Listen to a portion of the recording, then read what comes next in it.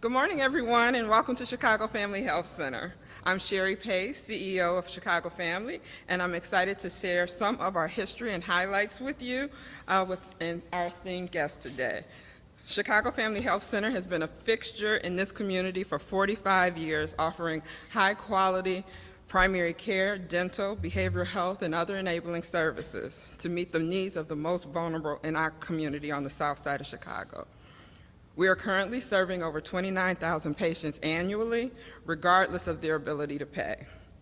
The COVID crisis has proven that the services that community health centers provide are invaluable to our communities, as we were one of the first in the area to set up COVID testing and vaccination sites with over 23,000 tests performed and 12,000 COVID vaccinations given to date. This morning, I'd like to extend our appreciation to the governor for his unwavering support of community health centers, as Chicago Family Health Center continues to provide access to health care for women, children, and families on the south side of Chicago. It's my privilege to welcome Governor Pritzker to the podium. Thank you. Thank you. Thank you.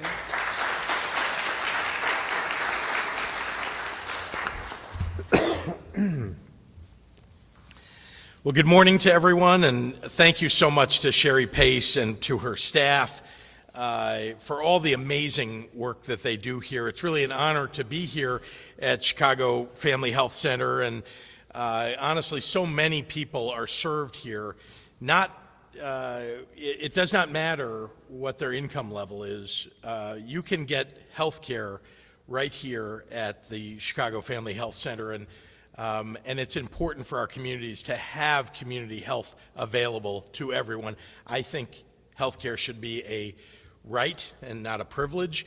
I think it should be available to everyone, and we're trying very hard to expand it to everyone in the state of Illinois. I've said it before, and I'll say it again. Abortion is healthcare.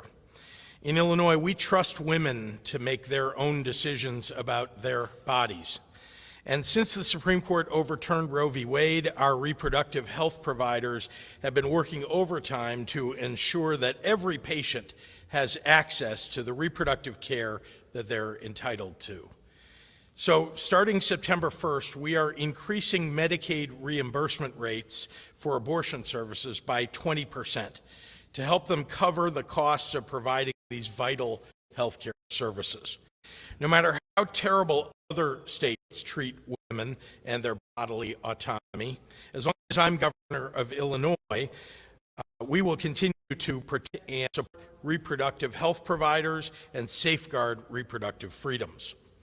We're also eliminating bureaucratic billing hurdles for abortion services for those covered by both Medicare and Medicaid so that we can get moving to providers sooner. The Illinois Department of Public Health is also expanding our Illinois Family Planning Program with an additional $2 million in grants for providers offering family planning services, bringing the total Title X budget to over $13 million. This additional investment means more Illinoisans will receive quality, accessible family planning services like pregnancy testing, basic fertility services, STD tests, and cancer screenings. Thank you to DHFS and IDPH for their leadership as we navigate a post-Roe nation. Over the past 2.5 years, we've all seen firsthand the critical role that IDPH plays in keeping our communities safe and healthy. Illinois was the first state to run our own tests for the COVID-19 virus. Former Director Dr. Ngozi Ezike was one of the first experts that Congress called upon so that they could learn more about how our COVID response on the ground was going in the early weeks of 2020. And when the time came, IDPH spearheaded our vaccine rollout with their partners at the Illinois Emergency Management Agency, administering doses to nearly 9 million Illinoisans, making Illinois one of the most vaccinated states in the nation. Every step of the way, IDPH led with health equity, protecting our most vulnerable as COVID-19 magnified the inequities in our healthcare system. Now we're taking that same collaborative and inclusive approach to address the ongoing outbreak of the monkeypox virus in Illinois. And you have to remember that IDPH does so much more than respond to public health emergencies like COVID-19 and monkeypox. The agency encompasses more than 200 programs ranging from reproductive health care to food quality and from dairy farms to shots in arms. The spotlight might not shine on them as much as it over the last years, but every day the thousands of workers who shape this heroic agency continue their efforts to make Illinois a safer, healthier, and more equitable state to call home. And today I am very proud to introduce to all of you IDPH's next visionary leader, Dr. Samir Vora. Dr. Vora is highly accomplished in every sense of the word. His experience and education transcend sectors and fields, bringing a well-rounded perspective to this agency. As a general pediatrician and an associate professor of pediatric public health, medical humanities, and law, Dr. Vora is laser-focused on vulnerable populations, especially our youth. And Dr. Vora has been nationally recognized for his dedication to this work. He is well established as a leader in state and national policy formation, currently serving as the president-elect of the Population Health Leaders in Academic Medicine and as the interim chair of the Children's Mental Health Partnership right here in Illinois. He recently completed his term on the Illinois COVID-19 Response Fund Steering Committee, helping to disperse funds to nonprofit organizations throughout the state of Illinois, providing essential resources to our most impacted residents. To say he is a committed public servant would be an understatement. And I truly have absolute confidence in Dr. Vora's ability to continue shaping a stronger IDPH for the 21st century. Speaking of service, for the past few months, Al Tokar has served as interim director of IDPH for the last 5 months. Throughout the pandemic, she has served as an instrumental member of the agency's senior leadership, as she did before, and she will return to her role as assistant director to continue the important work that she does on public outreach with our regional health officers. I want to thank her for her excellent and dedicated service to our state in this amazingly cruel time. It is my pleasure to introduce Dr. Omar Latif, the President and CEO of Rush University System for Health. Dr. Latif.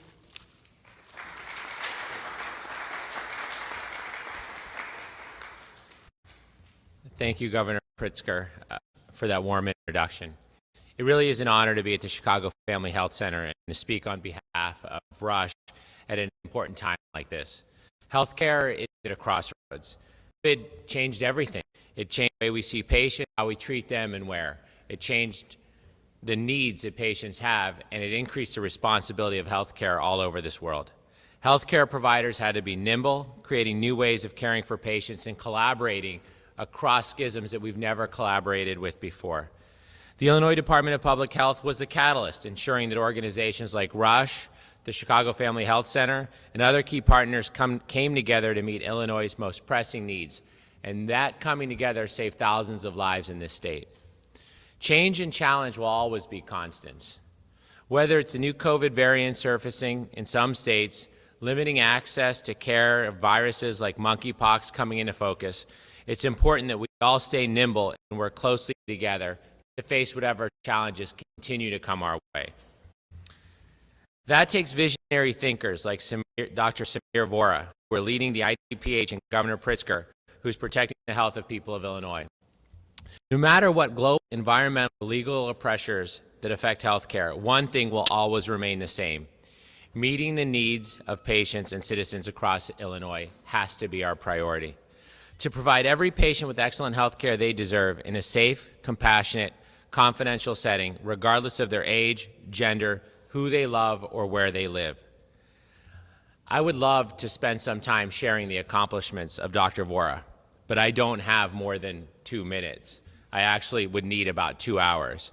Actions speak louder than words, and Dr. Vora's accomplishments are stunning thus far in life. His achievements, his impact have been out of proportion to what he's done, and we're very excited for the opportunity to collectively work with him. Rush looks forward to working with all of you together and continuing to show the nation how health care should put the needs of all patients first. Thank you.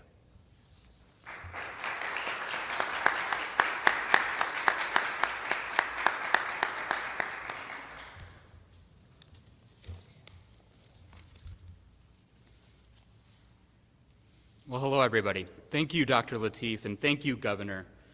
And thank you, Ms. Pace. I'm humbled by that introduction and your trust in me to serve the state of Illinois as the 20th Director of the Illinois Department of Public Health.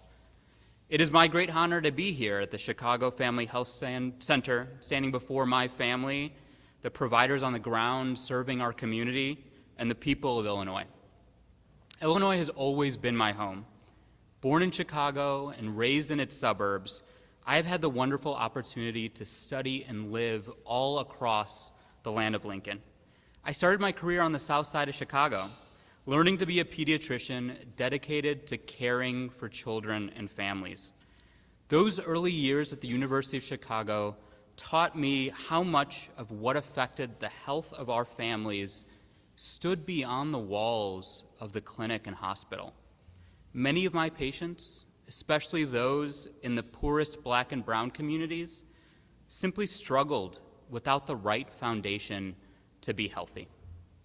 As a practicing pediatrician, teacher, and later the founding chair of the Department of Population Science and Policy at Southern Illinois University School of Medicine, my focus shifted to better understanding and improving the health of rural communities. Although the challenges of the city that I was born and first practiced never left my mind. Similar to those in the city of Chicago, our Illinois rural residents struggled with the disadvantage and disparity, affected by deserts of services and a disconnection between programs. For me, the role and responsibility of public health starts with one overarching and all-encompassing goal: to prevent and protect the public from disease and injury. Yet we are living in a moment where it is just hard to feel protected. We are 2.5 years since the start of the COVID-19 pandemic, and although we are learning to live with the virus, my heart continues to mourn and grieve for the families of the 34,388 Illinoisans we have lost to this terrible disease. Beyond other emerging illnesses like monkeypox, we are challenged with an epidemic of gun violence, a mental health crisis, and a growing national threat to the protection of reproductive rights. It's impossible not to feel the weight of these challenges, but under my leadership, the Department of Public Health will serve the people of Illinois as your resource and as your guide, providing critical information and offering services for individuals and families that will help them lead the healthiest and most productive lives. We are fortunate to live in a great state with strong leadership dedicated to working for all Illinoisans. Governor Pritzker and his administration, along with the dedicated staff, many of whom are joining me today, have served, many of the staff at the Department of Public Health have served our state with great purpose. Dr. Ngozi Ezike and recently Dr. Amal Tokar's leadership and communication have inspired us all in the public health community. I want to build on their accomplishments by emphasizing the scientific process, evidence-based decision-making, and a focus on health equity. COVID-19 continues to teach us many things, but the most important lesson is that a virus that should have infected and harmed all Illinoisans in a similar manner did not. The reasons for this had little to do with the virus, and much more to do with the social and structural determinants of health, disinformation, and a rejection of scientific evidence. Although these revelations have demonstrated many challenges and barriers, they have inspired many of us to do more. That's why investments in public health, like the $2 million expansion in Title X funds that the governor just announced, are so important. 80% of those served with Title X funded services live below the federal poverty line. These are people who deserve the same access to family planning care as anyone else, and who are often the most in need of healthcare services. The governor has assembled an incredible team of health leaders focused on addressing disparities, and I have had the great pleasure of working with so many of them over the past few years. The leaders see a present and a future, where Illinois is focused on acquiring the data and stories to truly understand the root cause of poor health, working with and for communities to design the right solutions, and using the right funding policies and strategies to effectively implement and sustain those programs. Ensuring public health requires a partnership with individuals, families, and communities across Illinois, and I look forward to collaborating with other state agencies, Governor Pritzker's office, and the General Assembly. I will carry on the Department of Public Health's mission to be advocate and partner with the people of Illinois to re-envision health policy and promote health equity, prevent and protect against disease and injury, and prepare for health emergencies.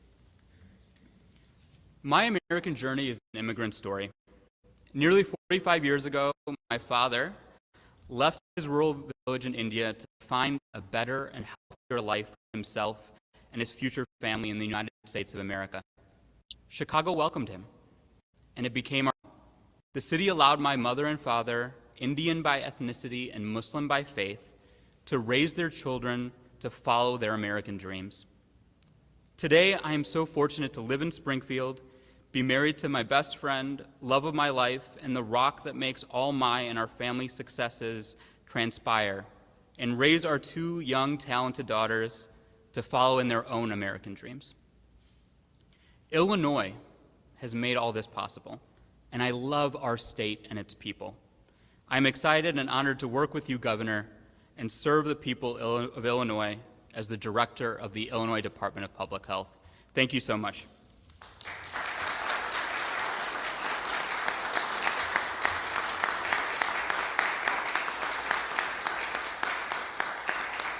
And I will hand it back to the Governor to answer questions. Thank you. Well done. Thank you. Thank you. I'm happy to, sorry, let me take my mask off here. Happy to take any questions from members of the media. Could we hear from both of you? Any updates on monkeypox? Where does Illinois stand? What about the vaccine? What's the latest? All right, we're going to put Dr. Vora right on the spot the first day.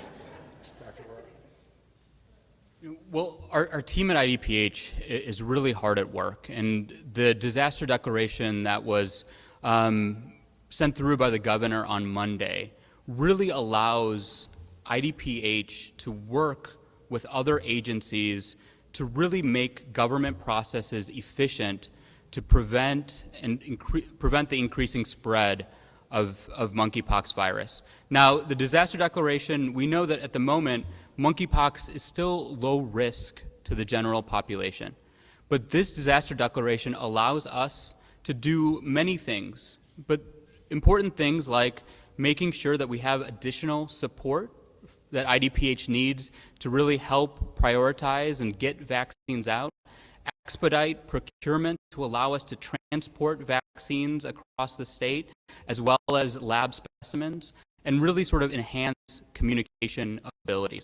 And so the IDPH team is very hard to make sure that spread of monkeypox continues to be slow and contained.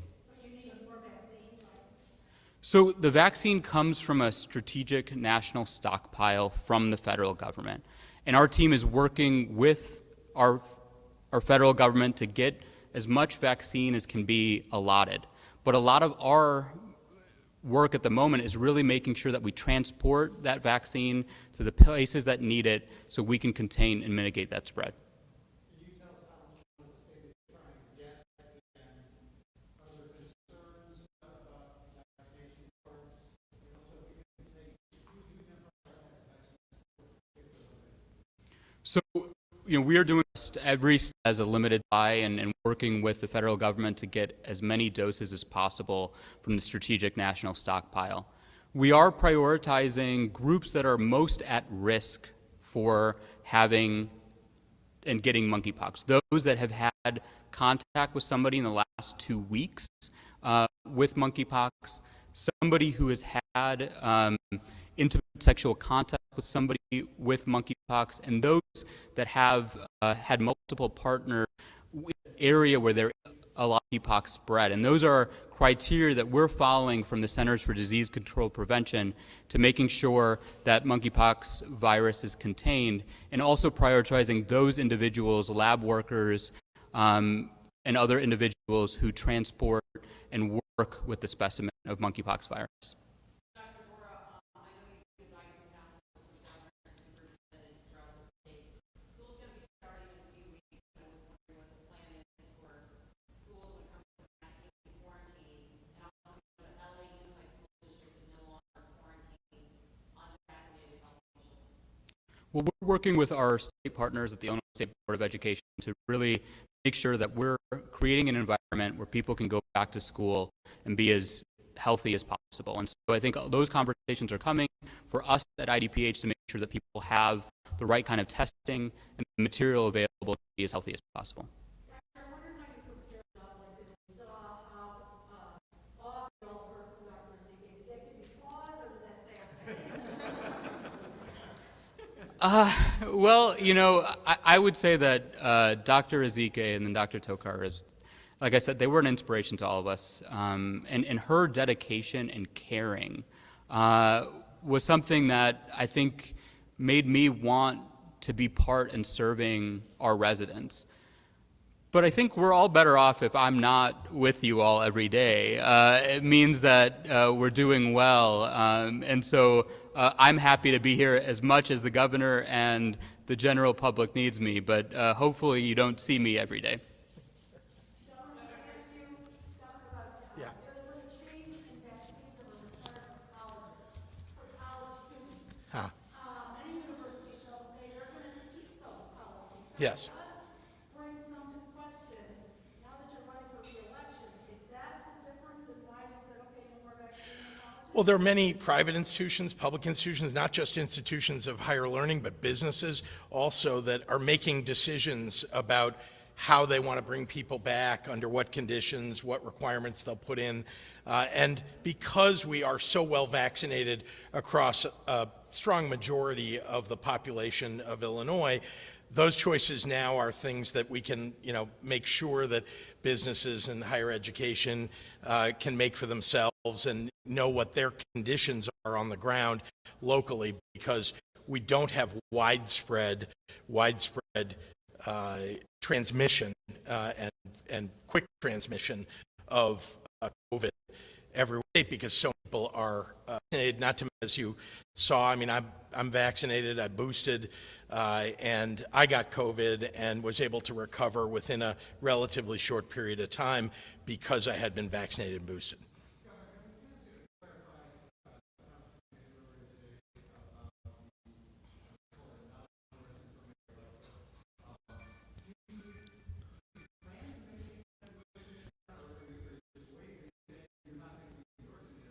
I'm focused on my election. That's what I was saying earlier, and we'll all make decisions after that. Well, let's get past November. There's a February election you're trying to project toward, and I'm focused on my own.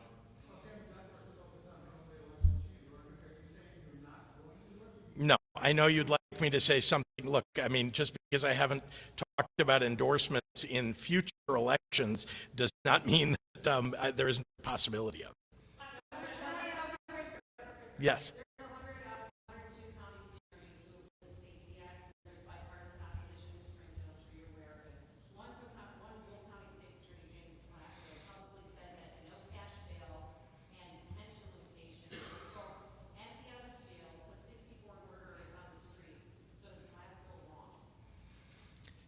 Look, I think you understand that the Safety Act does many things that are very supportive of local law enforcement.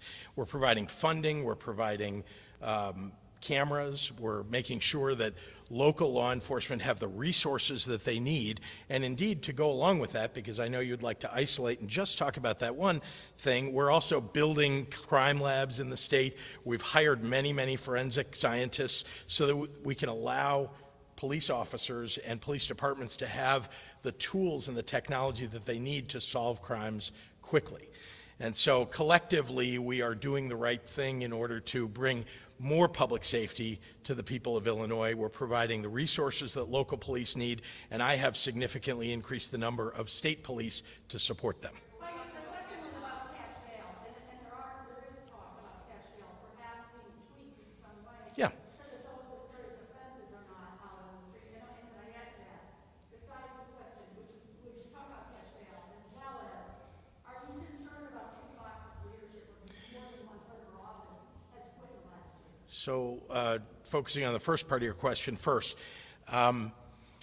Look, what we don't want is for someone who is in jail because they've been arrested for a low-level offense, perhaps, for example, shoplifting, to be held in jail for months, maybe even years, because they don't have $200 or $300 to put up for bail.